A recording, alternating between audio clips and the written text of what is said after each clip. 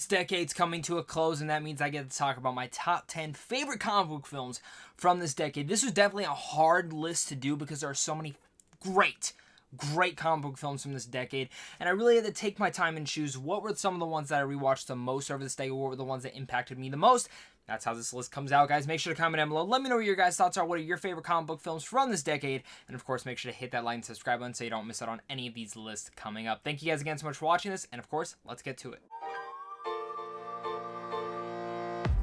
My number 10 is going to be The Kingsmen, The Secret Service. Now, some of you might be like, that's a comic book film? It is a comic book film, and while I've never read the comic, I was so fascinated with The Kingsmen. It's so action-packed. The comedy is off the charts great, and the lead cast in here, Taron Egerton and, of course, Colin Firth, nail the roles. And then Sophia Boutella as Samuel and Jackson as the villains, great. I love this movie because of the action set pieces, because of what it takes with the spy genre and flips it on itself. It's so intriguing, it's so fun, and I've just found myself to be so fascinated with the Kingsman universe. And I actually really like The Golden Circle, and I'm curious about this new one coming out next year, but this is just one of those films that really just kept adding to it. It's so wildly entertaining. It's one of the most entertaining and most rewatchable films that I rewatched this whole decade. Coming in at my number 9 is going to be another Matthew Vaughn film, that is KickAss. Now, I've actually read the comic book for this one, and while I love the comic book, I felt the first KickAss nailed every single layer that I wanted to, while also giving us a great satire inside the comic book and superhero genre. We already had a great satire with Kingsman, but of course with one of Matthew Vaughn's first films, KickAss, he does the same thing and really flips it all over. We see Big Daddy as this one guy played by Nicolas Cage, which is perfect casting, have some great action set pieces throughout the whole thing, and also include that same witty humor and charm that fits for all the characters. It also opened up the world and doors to us of Aaron Taylor Johnson, who really is just a big star. Coming in at my number 8 is surprisingly another Matthew Vaughn film. Oops. It is X-Men First Class, the film that actually made me intrigued to go back into the X-Men universe, and one that saved this franchise. First Class is a film that I actually never got to see in theaters, but I didn't care to because of actor Last Stand and Wolverine Origins.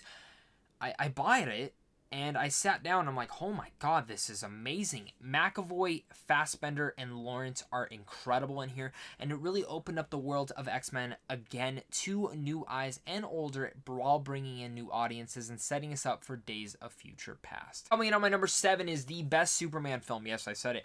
Man of Steel is incredible. I love what Zack Snyder decided to do with this movie, the way that he framed it, and personally for me, I've always really liked Superman, but this is the movie that actually made me love Superman to death and appreciate his character to any sort of sense. I know there's reports coming out that Warner Brothers is worried that he's not going to connect with people nowadays.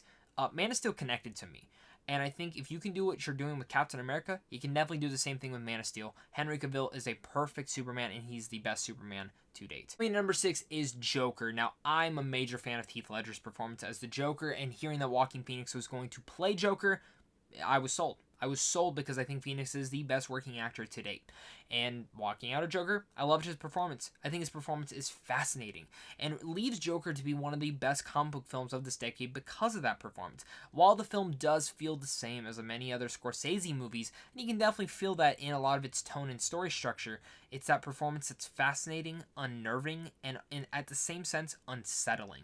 And it's some of the reasons that Joker becomes one of my favorite comic book films of the decade. Now, before we get any further into this list, guys, I do have some honorable mentions right inside here, and I do also want to make sure that you guys are making sure to comment down below. Let me know what your guys' thoughts are on this list. What is your list? Let's discuss it. Hit that like and subscribe button. Make sure to head over to Sandwich on Films as well on how to see films early. And of course, a big thank you to you and a big thank you to my Patreon supporters, because without you, I wouldn't be able to do this. So let's get to this. So with my honorable mentions, I have The Dark Knight Rises, Winter Soldier, Black Panther, Guardians of the Galaxy Volume 2, Shazam, Big Hero 6, Days of Future Past, Black Panther, Aquaman, Homecoming, Avengers, Snowpiercer, Scott Pilgrim, Wonder Woman, and one of the ones that is actually quite surprising, and I actually went back and forth on putting this one in, that is Batman v Superman, the Ultimate Edition.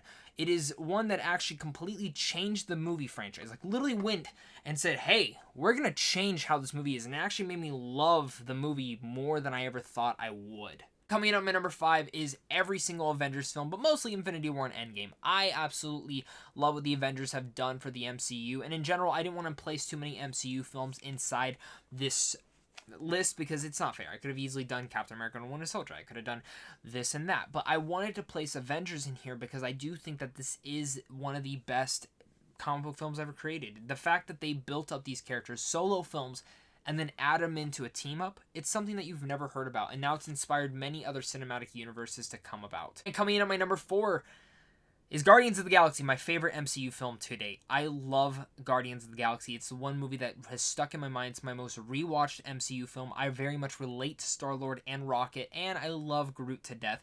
Drax and Gamora are fascinating characters. Nebula is a very fascinating villain. The soundtrack is awe-inspiring and just great jam out, and just James Gunn did something so special with the first Guardians that has made me just resonate and become one of my favorite films of all time. Coming in at my number 3 is another one of my favorite films of all time, and that is Deadpool. I love Deadpool. He's one of my favorite comic book heroes of all time. We're getting the film finally. We didn't like him in X-Men Origins. It makes fun of that whole thing, and just, it was such a surefire hit, and it worked. The writing was great. The direction, excellent. The story, the love story, the way that they framed it as a love story was even better. I love what Deadpool does, and his relationship with Vanessa is actually one of the best comic book relationships ever. I believed in it so much that I fell in love with it, and this is probably my most rewatched film of the decade besides Wolf of Wall Street. I just can't stop rewatching Deadpool, and I just have the biggest, stupidest smile on my face every time I do. The action's great, the humor's fantastic, but it really is that relationship that makes you care about it so much. Coming to my number 2 is going to be Logan. Now, I did fight Deadpool and Logan for quite a bit on which one was going to be my favorite. Now, I'm putting Logan on here as more of less of a personal preference. I'm putting Logan at number 2 because of how fantastic it was, and the way that the Wolverine trilogy actually got better and better as it went on. Logan is the best made X-Men film ever. James Mangold does such an intriguing and fascinating job with the movie, and also looking at Hugh Jackman and Patrick Stewart's performances, who both of them should have been nominated for that movie, especially Patrick Stewart. What a heartbreaking and emotional conclusion to that character. Daphne Keane is incredible as X-23.